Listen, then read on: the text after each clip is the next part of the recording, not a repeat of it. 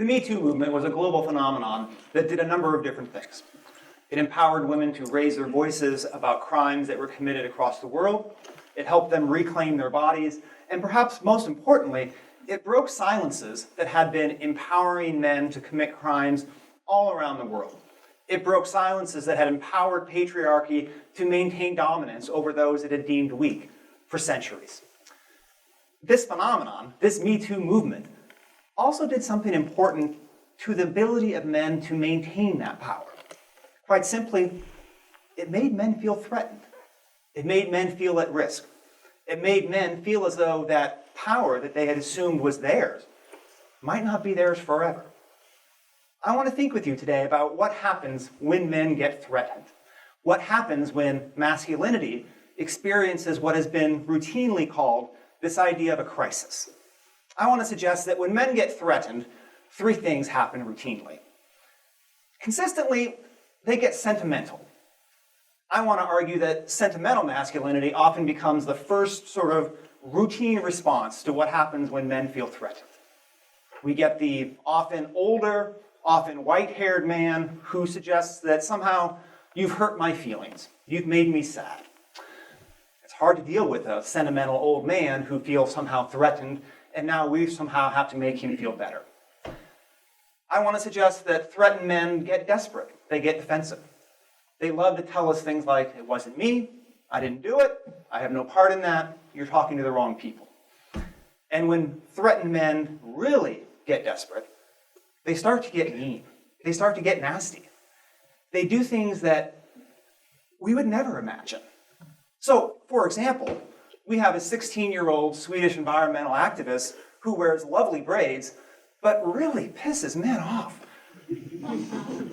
How can a 16-year-old girl from Sweden with braids cause such powerful men to become so angry, so consistently? But she did. Greta Thunberg was very, very successful at this, and she wasn't even trying. She was trying to communicate what we know about the situation scientifically with global warming. She was trying to help people understand the realities. And yet, political figures from all kinds of spectrums all around the world, environmental agencies from different political spectrums, and media moguls became extremely upset and didn't just argue with her, they called her names. They ridiculed her. What's happening? Why are we doing this? Why are powerful men going after a 16-year-old girl? I want to suggest that this is happening in part because men, perhaps more so than ever before, are feeling threatened. They're experiencing this idea of a crisis. And what I ask of you today is to think with me about why we use this rhetoric of a crisis of masculinity. My speculation is that it's quite functional. We do it for a reason. And I want to argue that we've been doing it for hundreds of years. It's not accidental. So, masculinity has been, we've known this for a while, that masculinity tends to function something like the Federal Reserve Board. That when it's in trouble, we modify the interest rates, we raise and lower to make sure that they are in a stable situation. When it gets really in trouble, we can announce a crisis.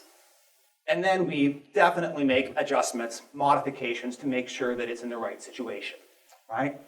But why do we do that? What's the goal? With the Federal Reserve Board, we're trying to keep the economy healthy. With a crisis of masculinity, I want to suggest that we're trying to keep patriarchy healthy. Announcing a crisis of masculinity time and time again is all about maintaining a healthy patriarchy. The feminist thinker Bell Hooks talks about patriarchy as a system of social domination that maintains men's power by identifying those it deems weak. Patriarchy wants to make sure that men are in charge, that men are in power. It also wants to make sure that it can identify those it deems to be weak, those it deems to be less empowered. The Me Too movement really messed this up, right? The Me Too movement claimed that power for those who had been deemed weak, who had been deemed disempowered. It made the men feel extremely threatened. And so we announce a crisis of masculinity, as we've done repeatedly over the past 3 years. The New Statesman came out 2 years ago with a cover story on how men have been left behind.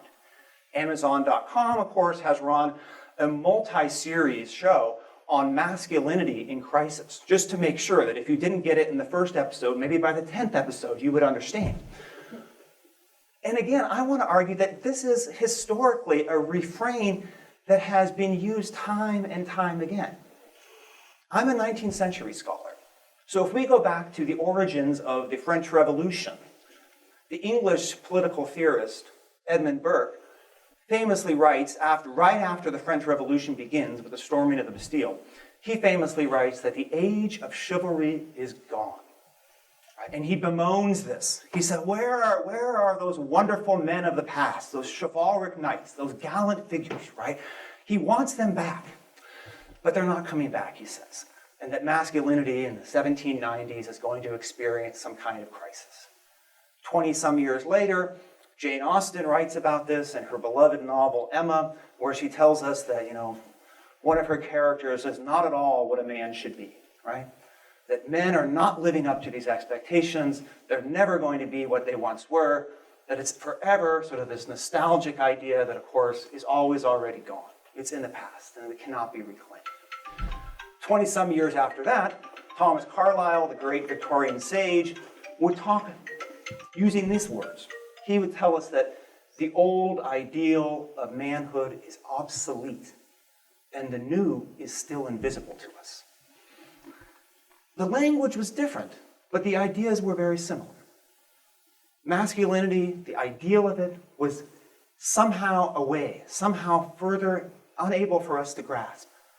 Men were not able to live up to that ideal, and because of that, we use the rhetoric of crisis as a way of encouraging them to come back. We want to help them. We want to help men, and specifically patriarchal men, regain that authority. When they can't, they start name-calling people who threaten them. They start becoming sympathetic, sentimental. They start getting defensive. This got personal for me as an academic, but also as a father. In 2006, I was in a Northern Colorado Family Medical Center office, and I ran into this magazine cover. I ended up taking it in my briefcase that day, and I still display this cover in my faculty office at university. This magazine cover kind of haunted me. I was there with my two sons who are getting a medical examination, and I started to freak out. Our boys in crisis, I've got two of them right here. What happens to my boys as they grow up? Now again, I was a healthy, educated person. I didn't think my boys were in crisis. The boys in this image were from nearby Boulder, Colorado. I didn't think boys in Boulder, Colorado were in any kind of crisis. And so I started to think about, what did that suggest? Why? What does it mean? What does it serve to announce some kind of crisis about boys and men, especially for me? A week or so after this, I was with my older son at his neighborhood preschool. I'm sure you know the type, run in a small church, in a basement, taught by some 50-year-old woman who was wonderful with parents and kids alike, many of whom were sort of leaving the house for the first time, right? So my son, on the day that I was to volunteer, you bring your drinks, your snacks, you help with the students. My son was busily doing his activity, coloring, filling out a worksheet, and the teacher, who had this brilliant rhetorical question, she would wander around the room and she would raise her hand and gently ask, who's doing their best work and who's doing their hurried work? My son, the brilliant kid he is, boldly raises his hand and says, I'm doing my hurried work. He clearly didn't understand the rhetorical device being used by the teacher. He thought, I just want to get to recess. As his dad, I immediately thought of this. I thought, does he not understand the importance of education at age 3? Does he not understand that potentially mocking his teacher could get him in trouble with college applications? Who's going to write him a letter of recommendation? What my son perhaps understood far better than I did was that he was perhaps pursuing a different kind of masculinity, that he was perhaps doing something different, making a different choice, thinking in a different way. There was nobody in crisis. He wanted to go play at the recess. That was hard for me to understand, even as somebody who was quite knowledgeable about masculinity, who theoretically should have known better. I've spent a lot of time thinking about this image. The boys in the image sort of haunt me. Most of the boys sort of strike me as your classic middle school bullies, no?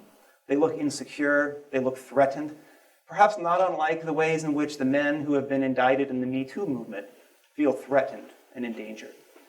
And when men get threatened and endangered, they often become bullies. They strike back, they do name call, they do get defensive.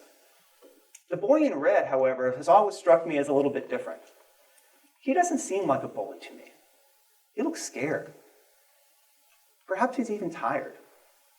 I think there's something very compelling about boys who are no longer interested in pursuing the sort of patriarchal ideals that we've held up for so long.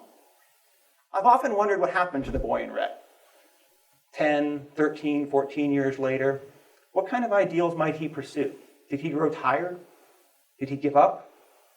Did he learn to become a sort of patriarchal figure who might bully others?